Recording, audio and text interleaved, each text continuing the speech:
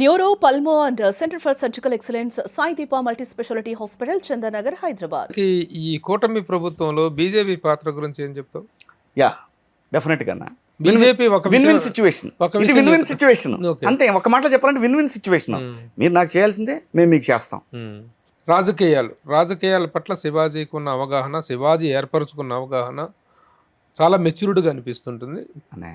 What is the present stand of Shivaji as far as politics are concerned? అంటే నేనేం గమనించుకోండి ఉన్నానా, ఇది శృతి మించిన తప్పు అని అంటే మాత్రం ఖచ్చితంగా మాట్లాడతాను.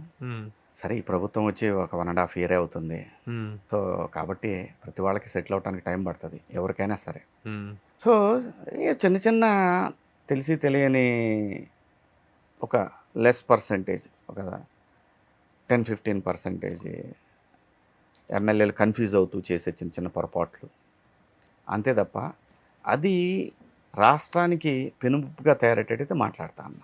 పెనుముప్పుగా తయారటం సంగతి ఏమో కానీ 1.5 year is not a less time. 6 నెలలు అంటారు సీట్లు సర్దుకోవడానికి, మనుషులు ఒక పొజిషన్స్లో పరిస్థితుల పట్ల అవగాహన ఏర్పరచుకోవడానికి. ఒక కొత్తగా ఏర్పడిన ప్రభుత్వానికి ఒక 6 నెలల టైం అనేది గ్రేస్ పీరియడ్ అంటారు. కానీ ఇప్పటికి 1.5 year దగ్గరిపోయి దాదాపు 2 years కావస్తుంది కూటమి ప్రభుత్వం ఏర్పడి.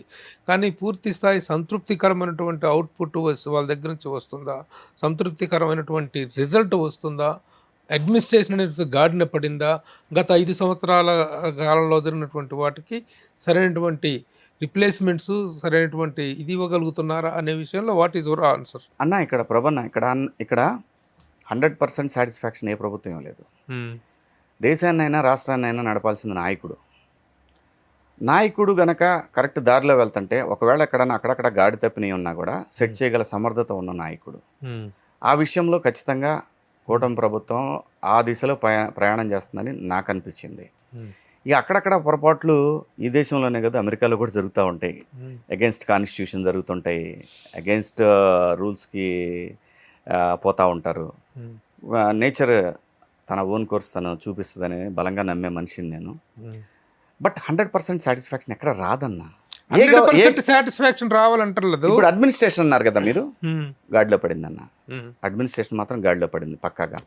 ఇక్కడ ఏంటంటే అన్న, ఏ ప్రభుత్వం ఉన్నా ఏంటంటే ఒక వ్యవస్థలో లోపాలని మనము కామన్గా గమనించవచ్చు. పోలీస్ డిపార్ట్మెంట్లో వాళ్ళకు ఉండే ప్రెషరు ఈ భూమి మీద ఏ డిపార్ట్మెంట్కి ఉండదు. But they try their level best అన్న, 100%, అందులో సందేహం లేదు. ఒకవేళ అవతల వాళ్ళు చెప్పింది వినాల్సి వచ్చినా కానీ వాళ్ళు చాలా తెలివిగా పనిచేసుకుంటా పోతుంటారన్న. ఏ ప్రభుత్వంలో అయినా సరే అప్పుడప్పుడు కొంతమంది బలవుతుంటారన్న దానికి. కానీ నిజంగా మాట్లాడుకోవాల్సిన సబ్జెక్ట్ కూడా అది. ఇప్పుడు జగన్ ముఖ్యమంత్రిగా ఉన్న టైంలో, వైఎస్ఆర్సీపీ అధికారం ఉన్న టైంలో ఏ పోలీసులు అయితే ఓవర్ యాక్షన్ చేశారో అనేటువంటిది వాళ్ళ మీద ప్రెజర్ తీసుకుని వాళ్ళని సైడ్ ట్రాక్లో పెట్టేసేసి, లూప్ లైన్లో పెట్టేసి చేస్తున్నారు. కానీ పోలీసు యంత్రాంగం పట్ల ఆ పర్టికులర్ విషయంలో ఒక సానుభూతి అనేటువంటిది అవసరం. ఎందుకంటే ఏ పార్టీ అధికారంలో ఉంటే ఆ పార్టీ తరపు ఇన్ఫ్లుయెన్స్కి ఖచ్చితంగాను తప్పనిసరి పరిస్థితుల్లో తలవగ్గాల్సి వస్తుంది. ఆ పరిస్థితులు కల్పిస్తుంది ఈ రాజకీయ నాయకులు. ఈ రోజున తెలుగుదేశం పార్టీ వచ్చినా సరే వాళ్ళ డ్యూటీ వాళ్ళు చేస్తున్నారు. కానీ చాలా మంది ఆఫీసర్స్ని జగన్ ప్రభుత్వంలో ఉన్నప్పుడు ఉన్నటువంటి వాళ్ళని ఇప్పుడు వీళ్ళు లూప్ లైన్లో పెట్టి పోలీసు డిపార్ట్మెంట్ తాలూకు ఆ నిస్సహాయతని అర్థం చేసుకోకుండా, ఇప్పటికీ పోస్టింగ్లు ఇవ్వకుండా వాళ్ళని ఏడిపిస్తున్నారు, వాళ్ళని ఇది చేస్తున్నారు అనేటువంటి దానికి వాట్ ఈజ్ యువర్ అబ్జర్వేషన్? అన్న, నేను అబ్జర్వ్ చేసిందంటే వేళ్ల మీద లెక్క పెట్టగలిగినంత మందిని మాత్రమే మీరు చెప్పిన ఆ లైన్లో ఉన్నారు. వాళ్ళ మీద డిపార్ట్మెంటల్ ఎంక్వైరీలు నడుస్తూ ఉంటాయి. ఒకవేళ వాళ్ళు ఇది అన్యాయం అని చెప్పి కోర్టుకు వెళ్ళిన వాళ్ళు మళ్ళీ పోస్టులు తెచ్చుకున్న సందర్భాలు కూడా ఈ 2 సంవత్సరాల్లో జరిగినాయి. సో కాబట్టి అప్పుడున్నంత ఆ వ్యతిరేకత ఏదైతే 40 మంది డిఎస్పీలు కమ్మోళ్ళు ఉన్నారని, ఇలా ఆఫీసర్ని సిఐల్ని వాళ్ళని లూప్ లైన్లో పెట్టడము, శాలరీస్ కూడా రాకపోవటము. సో ఇలాంటి పరిస్థితులు అయితే ఈ ప్రభుత్వంలో కనపట్లేదన్న, అది ఐఎమ్ షూర్. అలాగే చాలామంది కార్యకర్తల్లో కూడా గత ప్రభుత్వంలో ఉన్న ఆఫీసర్లు మీరు ఎందుకు కంటిన్యూ చేస్తున్నారని, ఇదేంటంటేనా కార్యకర్తల మధ్య అటు ఆ పార్టీ కానీ ఈ పార్టీ కానీ కొంత ప్రభుత్వ నాయకత్వం ఒత్తిడికి గురవుతూ ఉంటుంది. ఈ ఒత్తిడిని భరిస్తూనే రూల్ బుక్ని ఫాలో అవుతూ పోతా ఉన్నాడు నాయకుడు. ఇదైతే గమనించాను. కొన్ని సందర్భాల్లో మాత్రం రాజు అనేవాడు మొండిగా ఉండాల్సిందే. ఆ లోపం కూడా నేను గమనించాను బాబు గారిలో. కొన్ని సందర్భాల్లో కొన్ని చర్యలు ఖచ్చితంగా తీసుకోవాలా. ఏ విషయాల్లో కేసుల విషయంలో ఆయన అంత సమర్థవంతంగా వ్యవహరించలేదని మీరు అనుకుంటున్నారు? కొన్ని ఘటనలు చూస్తే అన్న, ఆయన అసాసినేషన్లో అప్పట్లో వచ్చిన పేర్ల విషయంలో కానివ్వండి, ఆయన తిరుపతి అలిపిరి ఘటనలో కానివ్వండి, అలాగే కొన్ని సందర్భాల్లో రైలు తగలబెట్టేటప్పుడు కానివ్వండి, కొన్ని సందర్భాల్లో ఎలిగేషన్స్ వేసినట్టు ఈ సారూప్యత ఒక 4-5 ఊర్లో అది కంటిన్యూగా వెళ్తూ ఉంది. బట్ అటువంటి విషయాల్లో చాలామంది కార్యకర్తలకి అట్లాంటి ఇది ఉంది. కానీ నాయకుడు కూడా కొంచెం ఏంటంటే ఆ బ్యాలెన్సింగ్లో ఏంటంటే రూల్ బుక్ని పాటించాలి, దీనికి సరైన న్యాయం జరగాలి. ఈ రెండింటి మధ్య నలిగిపోతూ ఉంటాడు నాయకుడు. అదేంటంటే సహజంగా చూసే వాళ్ళకి ఏంటంటే ఈయన ఇంతనబ్బా అన్నట్టు ఈ నాయకుడి మీద ఉంటుంది.